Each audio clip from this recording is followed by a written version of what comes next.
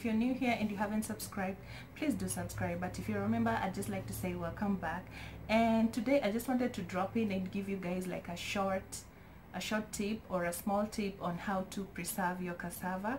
So guys, sometimes you get a lot of it but you don't know what to do with it because it's so much and you cannot cook the whole of it at once. So what you're going to do, you're going to peel your cassava and then you chop them into pieces that you like, and then you can buy the Ziploc bag from the supermarket or you can use containers. So after you chop your cassava, you put the cassava into the bags or you can put them into the containers and then you freeze them. So the secret is to freeze your cassava. You can freeze them as long as you want, but when you want to cook them, you don't have to defrost them. So you just put them into your sufuria, your saucepan or your pot, put a little salt or the spices that you want, and then you just boil.